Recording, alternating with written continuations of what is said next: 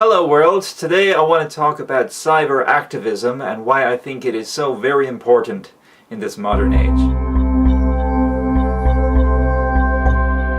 First of all, I am defining cyber activism as the participation of promoting ideas, causes, campaigns, especially in the field of equality and justice, exclusively on online platforms such as Twitter, Facebook, and Tumblr. There is an unfortunate perception that if you are an online activist or a cyber activist that you're not really a true activist. And in this video I plan to attempt to dispel this myth. We live in a world with so much division today. It's not just a matter of being left-wing or right-wing or any other specific identity politics label.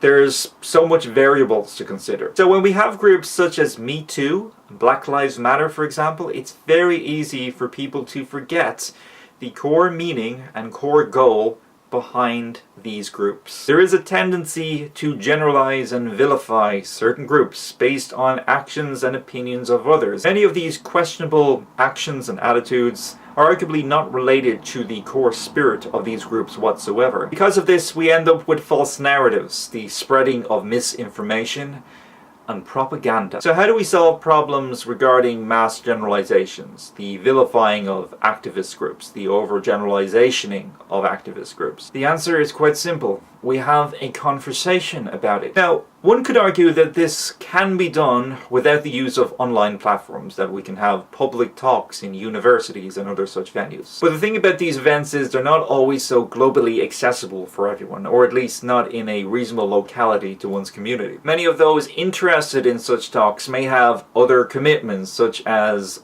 studies and occupational commitments and that sort of thing. So if we are to solely concentrate on offline activism, we tend to be spreading awareness to a geographical isolated group of individuals. The level of social media platforms at our disposal is an amazing tool we have. It allows us to spread our messages, our visions, our point of view worldwide to a global audience. Make no mistakes, I'm not suggesting that every single person who comes across a post that you may have put up on Twitter or a video that you published on YouTube, that every single person that sees that is going to change their opinion overnight. By any means, that may not actually happen at all. In fact, you may have to really work at it in order for some people to be somewhat persuaded by some of your arguments, or at least certain aspects of your arguments. The very fact that a conversation is occurring, the very fact that we are sharing our thoughts, sharing different ideas, the very fact that that is at least occurring,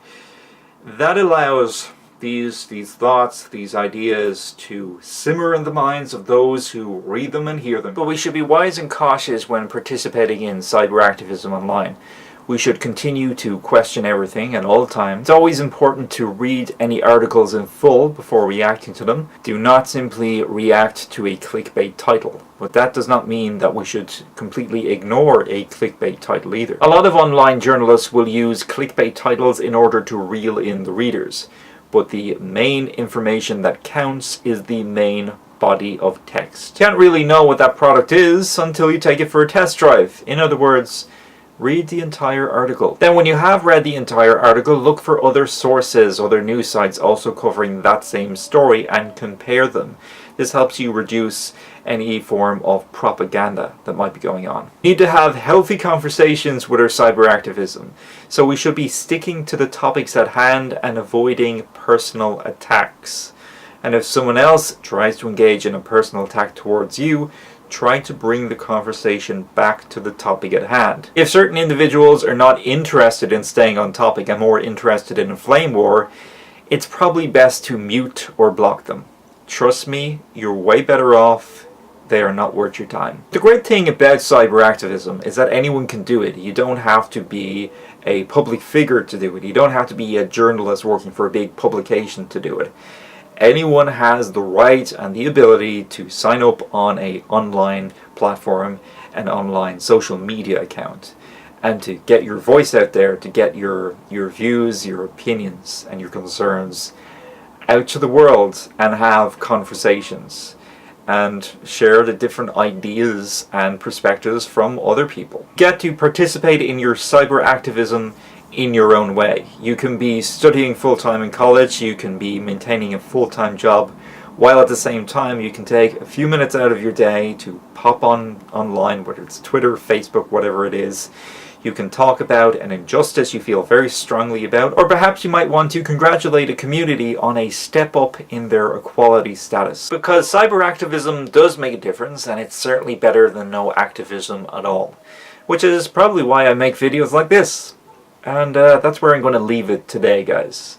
As always, I welcome your feedback. I'd like to know your thoughts on this issue. You can either post me a text comment down below in the comments area, or you can check out the description area, and there will be a video response link. You can post your video responses there. Until next time, guys, thank you so very much for watching. Freedom, peace, and love to you all.